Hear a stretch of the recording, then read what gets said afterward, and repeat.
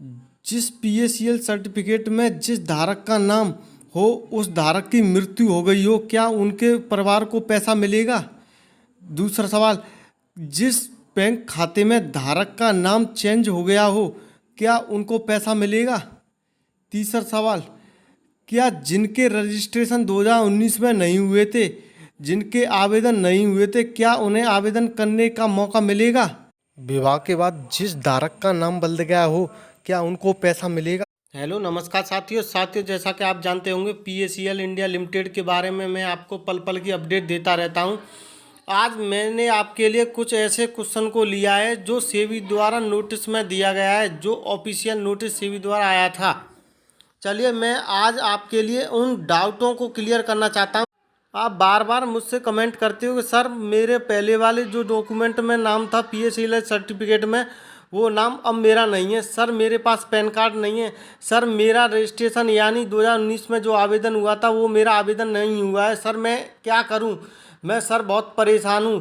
मेरे पास ऐसे बहुत भाई लोगों का कमेंट आता है, मैं कमेंट दे देकर थक जाता हूं। अब मैंने सोचा क्यों नहीं आपके लिए कोई ऐसा वीडियो बनाऊं जो सेबी द्वारा ऑफिशियल नोटिस में बताया गया हो। आप देख सकते हैं मैंने इसे अक्सर पूछे जाने वाले प्रश्न एफए की पीएसीएल के निवेशकों के मन में दावे प्रस्तुत करने के संबंध में उठ रहे सवालों से संबंधित। चलिए मैं आपको दिखाता हूँ, थोड़ा से ऊपर कर लेता हूँ। पहला क्वेश्चन यानी दूसरा क्वेश्चन क्या है? पहला क्वेश्चन वैसे ही था, मैं अपने दावे के संबंध में रजिस्ट्रेशन कैसे करूं? यहाँ इन्होंने आवेदन करने की बात कही है, तो अब सेबी ने इनका जवाब क्या दिया है? चलिए, रजिस्ट्रेशन के लिए आपको अपना पीएसीएल का रजिस्ट्रेशन नंबर 2 बार डालना होगा और साथ ही मोबाइल नंबर तथा कैप्चा भी डालना होगा। ये विवरण डालने के बाद रजिस्ट्रेशन के दौरान दर्ज किए गए मोबाइल नंबर पर आपको एक ओटीपी भेजा जाएगा। ओटीपी सफलतापूर्वक डालने के बाद यदि आपको आपके द्वारा डाले गए विवरण सही होंगे तो आपका रजिस्ट्रेशन सफलतापूर्वक पूरा हो जाएगा। सफलतापूर्वक रजिस्ट्रेशन पूरा हो जाने के बाद आप अपने दावे संबंधी आवेदन प्रस्तुत करने की प्रक्रिया शुरू कर सकते हैं। तो आप यहाँ से अंदाज़ा काट सकते हैं साथियों, मेरे अंदाज से रजिस्ट्रेशन जल्द से जल्द शुरू होने वाले हैं पीएसीएल के।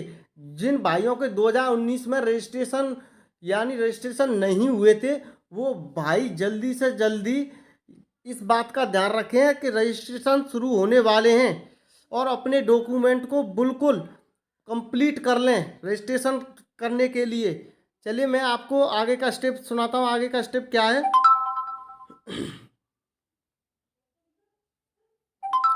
इसमें बोला है कि मैं अपने यानी ये क्वेश्चन है, मैं अपने दावे संबंधी आवेदन के लिए लॉगिन कैसे करूं यानी लॉगिन कैसे करूं। तो सुनिए इन्होंने क्या बोला है। सेबी ने सफलतापूर्वक रजिस्ट्रेशन पूरा हो जाने के बाद पासवर्ड बनाने के लिए आपके कंप्यूटर पर एक स्क्रीन खुलेगी। आप अपनी पसंद का पासवर्ड बना सकते हैं। पासवर्ड 8 से 16 अंक यानी 8 से 16 अक्षरों तक का होना चाहिए, जिसमें कम से कम एक बड़ा अक्षर ए से जेड, एक अंक 0 से 9, एक विशेष चिन्ह आवश्यक शामिल हो यानी आवश्यक शामिल हो। सफलतापूर्वक पासवर्ड बना लेने के पश्चात बाद में आप जब जब लॉगिन करेंगे तब तब आपको पीएसीएल का रजिस्ट्रेशन नंबर और पासवर्ड डालना होगा। चलिए इनका कहने का मतलब है पासवर्ड आपको ध्यान रखना है। जो भी आप पासवर्ड यानी नंबर डालते हैं रजिस्ट्रेशन नंबर, वो आप यानी अच्छे तरीके से डालें। चलिए मैं इसको ऊपर करके आपको दिखा देता हूँ। चौथा क्वेश्चन क्या है? चौथा क्वेश्चन है यानी चौथा क्वेश्चन है निवेशक का, दावे संबंधी आवेदन फॉर्म में मुझे कौन कौन सी जानकारी प्रस्तुत करनी होंगी, ये निवेशक कह रहा है। चलिए सेबी ने क्या कहा है इनसे, आपको अपना नाम ठीक वैसा ही डालना होगा जैसा पीएसीएल के प्रमाण पत्र पर लिखा है।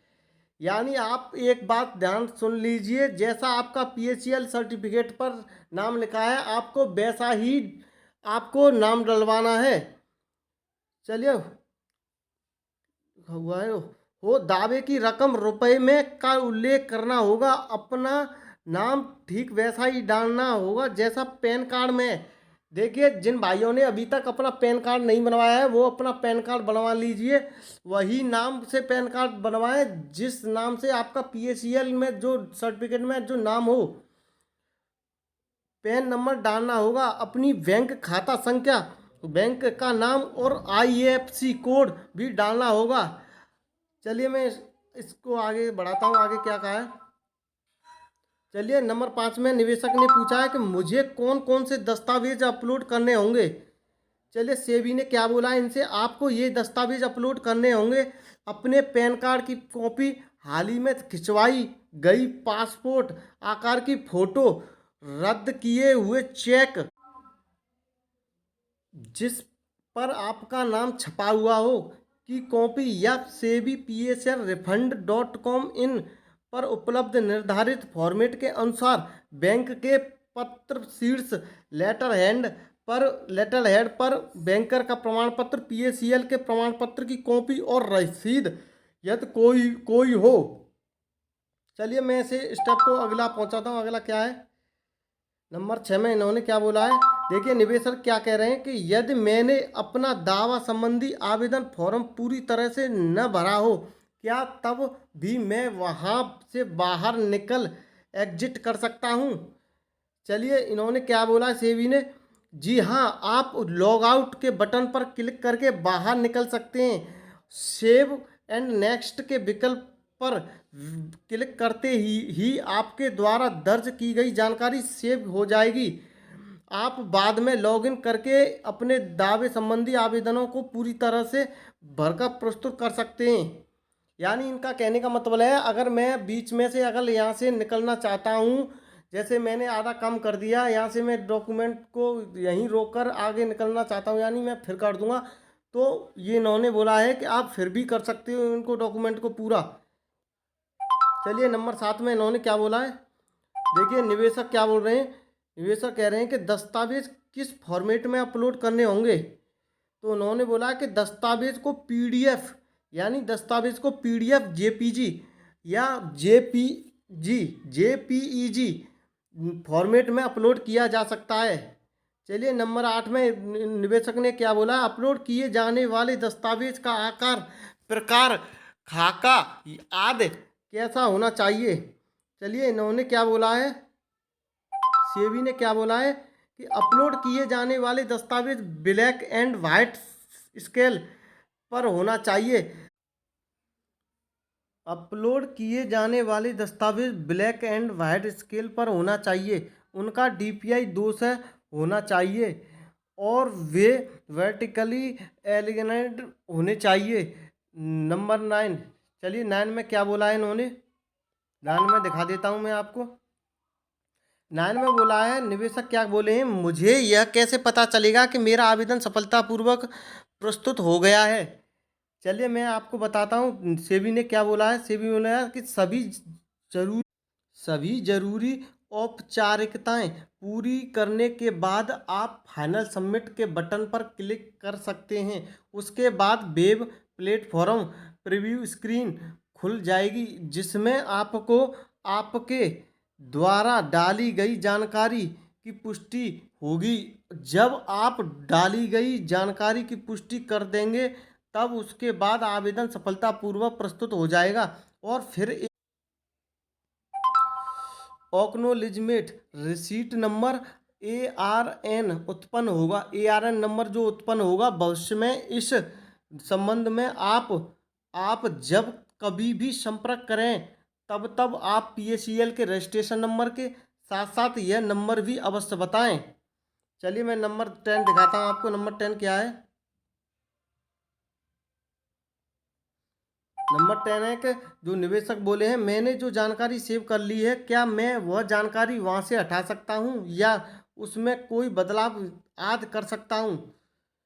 तो इन्होंने क्या बोला है कि जब तक आप फाइनल सबमिट के बटन पर क्लिक करें अपना आवेदन प्रस्तुत नहीं कर देते तब तक आप डाली गई जानकारी में कभी भी किसी भी प्रकार का बदलाव कर सकते हैं।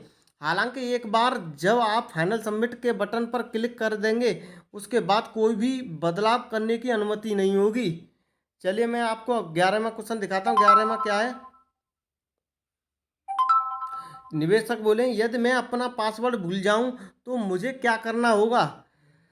आप इस तो निवेश यानी वो बोले हैं, सेबी बोले हैं कि आप इस वेबसाइट पर दिए हुए फॉरगेट पासवर्ड के विकल्प पर क्लिक करें, पीएसीएल के रजिस्ट्रेशन नंबर डालें और ओटीपी उत्पन्न करने के विकल्प जनरेट ओटीपी पर क्लिक करें, फिर वह ओटीपी डालें जो आपके मोबाइल पर आया हो और फिर सबमिट ओटीपी के बटन पर क्लिक करें। एक बार जब आप सही ओटीपी डाल देंगे तब आपके सामने इंटर पासवर्ड की स्क्रीन खुल जाएगी, जहां आप अपना नया पासवर्ड बना सकते हैं। चलिए आप इस बात को ध्यान रखना साथियों, ये बहुत अच्छी न्यूज़ दे रहा हूं मैं आपको। ये न्यूज़ कोई दे नहीं सकता है ऐसा। चलिए नंबर 12 में आपको सवाल दिखाता हूँ, जो से निवेशक बोले हैं यदि मेरे पास पैन कार्ड न हो तो मैं क्या करूं? यानी जिन भाइयों के पास पैन कार्ड नहीं वो क्या करें? चलिए सेबी ने क्या बोला है, आपको पहले पैन कार्ड बनवाना होगा, उसके बाद ही आप अपने आवेदन प्रस्तुत कर पाएंगे। तो भाई जिन्होंने पैन कार्ड नहीं बनवाया वो अपना पैन कार्ड बनवा लें। तो इन्होंने अब देखो निवेशक क्या बोले, मैं पैन कार्ड कैसे बनवाऊं? तो भाई आप किसी भी साइबर कैफे पर जाकर पैन कार्ड बनवा सकते हैं। यहाँ लिंक दे रखी है, आप इस लिंक पर जाकर भी पैन कार्ड अपना बना सकते हैं अपने आप, जो भी भाई लोग जानते होंगे। चलिए 14वीं न्यूज़ पर आता है हम। 14वीं खबर क्या है? निवेशक बोले हैं यदि मेरे मेरे पास ऐसा कोई बैंक खाता न हो जिसमें मैं प्रथम खाता धारक हूँ तो ऐसे में मैं क्या करूँ? तो सुनिए सेबी ने क्या बोला, आप उस बैंक खाते के विवरण प्रस्तुत कर सकते हैं जिसमें आप संयुक्त खाता धारक ज्वाइंट अकाउंट होल्डर हो। आपको दावे संबंधी आवेदन के साथ साथ रद्द किए हुए चेक जिस पर आपका नाम छपा हुआ हो की कॉपी या सेबी पीएसीएल refund.com.in पर उपलब्ध निर्धारित फॉर्मेट के अनुसार बैंक के पत्र शीर्ष लेटर हेड पर बैंकर का प्रमाण पत्र भी अपलोड करना होगा। चलिए मैं आपको अगली न्यूज़ दिखाता हूँ। अगला स्टेप क्या है? अगला स्टेप है कि यदि पीएसीएल के प्रमाण पत्र के धारक की मृत्यु हो जाती है। देखिए बहुत भाई लोगों का मुझ पर कमेंट आया है, भाई हमारे जो भी हैं उनके भाई उनकी मृत्यु हो गई है, अब वो पैसा कैसे प्राप्त कर सकते हैं? तो सुनिए इन्होंने क्या बोला है, आप ध्यान ध्यान लगाकर सुन सकते हैं। धारक की मृत्यु हो गई है तो ऐसी स्थिति में मैं क्या क्या होगा, क्या कोई नामित नॉमिनी ऐसे मृतक निवेशक की ओर से दावा प्रस्तुत कर सकता है? तो सुनिए सेबी ने क्या बोला है कि ऐसे मामले में दावा संबंधी आवेदन उस नामित नॉमिनी द्वारा प्रस्तुत किया जा सकता है जिसका नाम पीएसीएल के प्रमाण पत्र पर लिखा हुआ हो। यानी जिसका नाम पीएसीएल के प्रमाण पत्र पर लिखा हुआ हो। हालांकि नामितियों नॉमिनी द्वारा दावे संबंधी आवेदन प्रस्तुत करने की तारीख बाद में सूचित कर दी जाएगी। यानी इनका कहने का मतलब ये है सीधा सीधा, इसकी जो सूचना है इसकी किसी तारीख को इसकी सूचना सूचित आपको कर दी जाएगी, यानी आपको दे दी जाएगी। देखिए नंबर 16 में उन्होंने क्या बोला निवेशक ने, यदि मेरा नाम विवाह के बाद बदल गया हो तो मैं ऐसे में क्या करूं? तो सुनिए सेबी ने क्या बोला है, नए नाम से दावे संबंधी आवेदन प्रस्तुत करने समर्थक दस्तावेज सपोर्टिंग डॉक्यूमेंट्स के साथ की तारीख बाद में सूचित कराएं। नंबर को देख सकते हैं 022612169666। इस नंबर पर आप देख सकते हैं, इस नंबर पर आप फ़ोन कर पूछ सकते हैं। देखिए मेरे द्वारा दी गई जानकारी जो भी होती है मैं 100% ऑफिशियल न्यूज़ के साथ वीडियो बनाता हूं। आपको पता होगा मेरी प्रत्येक वीडियो एक दूसरे से जॉइंटेड है। और सुनिए जिस किसी भाई को कोई भी समस्या आ रही होगी तो हमें वो तुरंत कमेंट बॉक्स में कमेंट लिखकर पूछे। चलिए मैं इस वीडियो को यहीं वाइंड अप करता हूँ। भाई जिस किसी को हमारे चैनल से कुछ सीखने को मिलता है तो हमारे चैनल को सब्सक्राइब करें और हमारे चैनल से जुड़ें। धन्यवाद।